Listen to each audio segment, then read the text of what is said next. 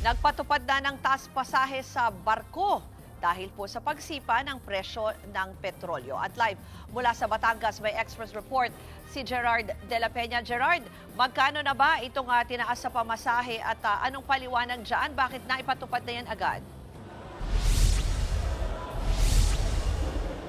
Alam mo, Ruth, tama ka. Hindi pa man nagpapatupad ng taas singil sa pasahe ang mga jeepney. Pero heto na yung mga shipping lines dito sa Batangas Port at nagpatupad na agad ng pagtataas ng pasahe para sa kanilang mga pasahero. Ayon sa Marina, nagtaas na ng singil sa pasahe ang mga shipping lines na Starlight, Fastcat at Supercat. Sa March 23, epektibo na raw ang pagtataas naman ng pasahe sa Montenegro. Ang mga tao ay bumabiyahe papunta sa iba't ibang destinasyon katulad ng Katiklan, Romblon, Puerto Galera at iba pang destinasyon. Wala pa naman daw pagtataas ng pasahe para sa mga biyaheng Kalapan. Ayon pa sa Marina, may ilan pang nagpahayag ng interes na magtataas din ng pasahe. Nitong linggong ito lang nagpatupad ng mas mataas na pasahe ang mga nasabing shipping lines.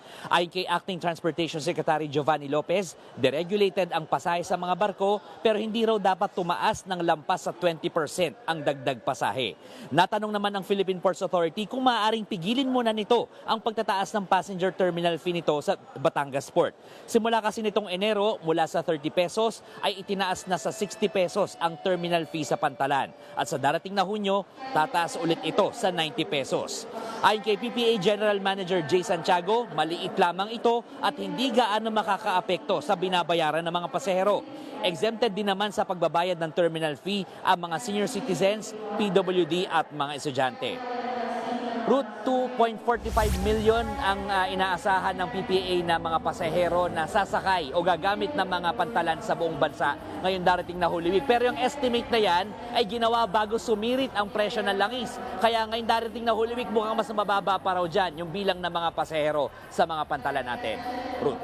Gerard, binanggit mo na pinapayagan naman yan dahil deregulated, no? Pero ganyan ba yung proseso? Talagang wala ng abiso or yung mga publication pa, yung mga ganyan?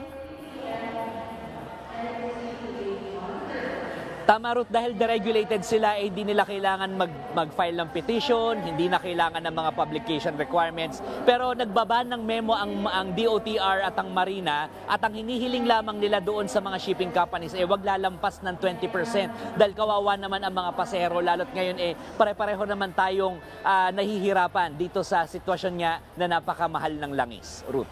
Yan po ang Express Report ni Gerard de la Peña.